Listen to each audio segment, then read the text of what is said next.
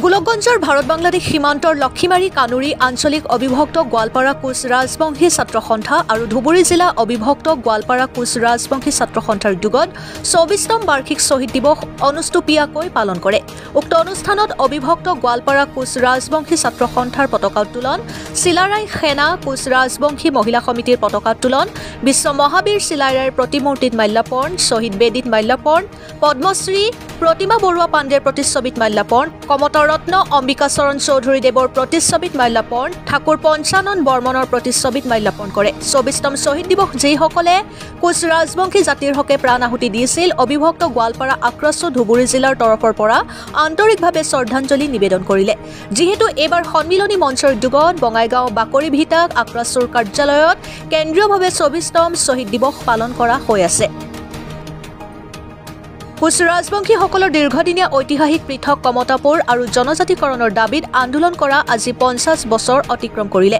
সমান্তৰালকৈ কোচ ৰাজবংশী সংগ্ৰামী আন্দোলনত কিমান মাতৃৰ বুকু খালী হৈছে আৰু কিমান বিপ্লৱী প্ৰাণ আহুতি দিছে। গতিকে চৰকাৰ তথা জনজাতীয় নেতাৰ চিন্তা চৰ্চা কৰাৰ প্ৰয়োজন আছে। আক্ৰাছুৱে এসময়ত বিজেপিক সমৰ্থন কৰিছে, কিন্তু সেই বিজেপি কংগ্ৰেছৰ দৰে প্ৰবঞ্চনা কৰি আছে। কোচ ৰাজবংশী জনগোষ্ঠীৰ জনজাতি কৰাৰ যদি সৎ ইচ্ছা আছে, তেন্তে ৰাজনীতি বাদ দি জনজাতিকৰণ কৰাৰ চিন্তা কৰক। অন্যথা অবিভক্ত গোৱালপাৰা জিলাত বসবাস কৰা সকল কোচ ৰাজবংশীক এসময়ত সংগ্ৰহালয়ত সাঁচি থোৱাৰ দৰে হ'ব। গতিকে অসম চৰকাৰ তথা মুখ্যমন্ত্ৰী ডক্টৰ হিমন্ত বিশ্ব শৰ্মাক অবিভক্ত গোৱালপাৰা আক্ৰাছুৱে ইয়াৰ প্ৰত্যুত্তৰ ২০২৬ চনৰ নিৰ্বাচনত দিয়া হ'ব বুলি হুংকাৰ প্ৰদান কৰে। আগমনিৰ পৰা বিজু ৰয়ৰ ৰিপৰ্ট, অৰুণোদয় আছাম। ২৪তম শ্বহীদ দিৱসত আমাৰ জাতিৰ হকে বা আমাৰ জনগোষ্ঠীটোৰ আন্দোলনত যিসকল আমাৰ ভাই বন্ধু বা সতীৰ্থই ইতিমধ্যে প্ৰাণ আহুতি দিছে, তেওঁলোকক মোৰ বা আমাৰ অবিভক্ত গোৱালপাৰা ধুবুৰী জিলা আক্ৰাছুৰ তৰফৰ পৰা আন্তৰিকভাৱে শ্ৰদ্ধা নিবেদন কৰিছোঁ। আৰু তাৰ লগতে আজি ধুবুৰী জিলাৰ লক্ষীমাৰী আঞ্চলিক আক্ৰাছুৰ অবিভক্ত গোৱালপাৰাৰ কাৰ্যালয়ত ধুবুৰী জিলা আক্ৰাছুৰ আক্ৰাছুৰ সহযোগত অনুষ্টুপীয়াকৈ আমি শ্বহীদ দিৱস ইতিমধ্যে পালন কৰিলোঁ। বিভিন্ন কাৰ্যসূচী ইতিমধ্যে আমাৰ শেষ হ'ল। যিহেতু আমাৰ এইবাৰ আক্ৰাছুৰ সন্মিলিত মঞ্চৰ উদ্যোগত বঙাইগাঁৱৰ ভাগৰি ভিটা আক্ৰাছুৰ কাৰ্যালয়ত কেন্দ্ৰীয়ভাৱে বহলভাৱে আমাৰ এই শ্বহীদ দিৱস ২৪তম শ্বহীদ দিৱস উদযাপন কৰা হৈ আছে ইতিমধ্যে। আৰু ইয়াৰ পৰা আমি নিশ্চয় পোনে পোনে ভাগৰি ভিটালৈ ৰওনা দিম। আৰু লগতে ধুবুৰী জিলাৰ বিভিন্ন আঞ্চলিকে ইতিমধ্যে গৈছে বা গৈ আছে, ৰাস্তাত আছে, কিছু সময় পিছতে হয়তো ভাগৰি ভিটাত উপস্থিত হ'ব।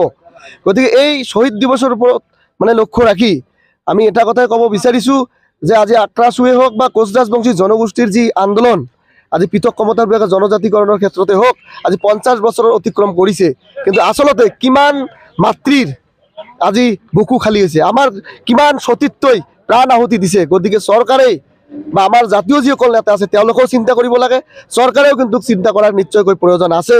কিন্তু আমি নিশ্চয় বিজেপি এটা সময়ত আমি সহযোগ কৰিছিলোঁ, কিন্তু বিজেপি কিন্তু আমাক পোনে পোনে কিন্তু যিদৰে কংগ্ৰেছ দিছে, বিজেপিয়ে কিন্তু ঠিক একেদৰে ধোকা দি আছে।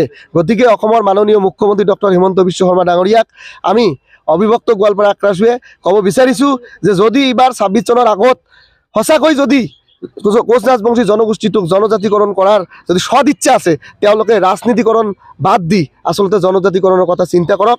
অন্যথাই কিন্তু আমাৰ এই অবিভক্ত গোৱালপাৰাত বসবাস কৰা যিসকল কোচ ৰাজবংশী আছে, এটাৰ সময়ত যে মিউজিয়ামত ৰাখিব লাগিব এই কথাটো কিন্তু স্পষ্ট কথা। গতিকে আজিৰ দিনত যি ষ্টেটাছ, আমি ভূমিৰ পৰা আমাৰ ৰাজনৈতিকৰ পৰা প্ৰতিটো ক্ষেত্ৰত আমি কিন্তু আমি দুৰ্বল হৈ পৰিছোঁ, আমি পিছপৰা হৈছোঁ। গতিকে আমাৰ যিসকল কোচ ৰাজবংশী মানুহ সচেতন ব্যক্তি বা নেতা আছে, তেওঁলোককো মই অনুৰোধ জনাইছোঁ, তেওঁলোকেও কিন্তু চিন্তা কৰা উচিত আছে। গতিকে মই পুনৰবাৰ আমাৰ শ্বহীদ দিৱসৰ এই মঞ্চৰ পৰা আমাৰ যিসকল কোচ ৰাজবংশী জনগোষ্ঠীৰ বিভিন্ন আন্দোলনৰ ক্ষেত্ৰত বা আন্দোলন কৰি যিসকলে প্ৰাণ আহুতি দিছে, পুনৰাই শ্ৰদ্ধা নিবেদন কৰি মোৰ চমু বক্তব্য ইয়াতে সামৰণি মাৰিছোঁ।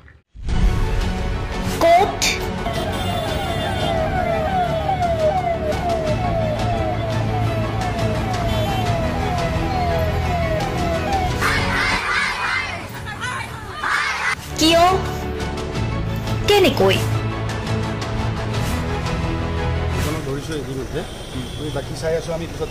দুৰ্নীতি?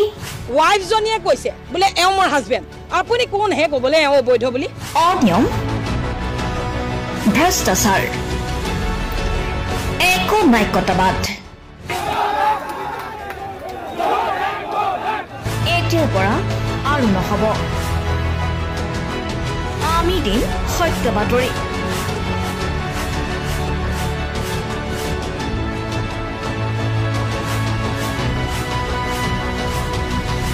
নিজকে সংস্থাপিত কৰাৰ বাবে শুদ্ধ ৰূপত নিৰ্ভীক নিৰপেক্ষতাৰে আমি সাজু অসমৰ উন্নয়নমূলক যাত্ৰাই আজি এক নতুন দিগন্ত ভৰি দিছে অসমৰ ৰাইজৰ পৰা আমি সদায় আশীৰ্বাদ বিচাৰোঁ আমি এনেকৈ যাতে আমাৰ জননী জন্মভূমিক সেৱা কৰি যাব বিচাৰোঁ অৰুণোদয় অসম নিৰ্ভীক নিৰপেক্ষ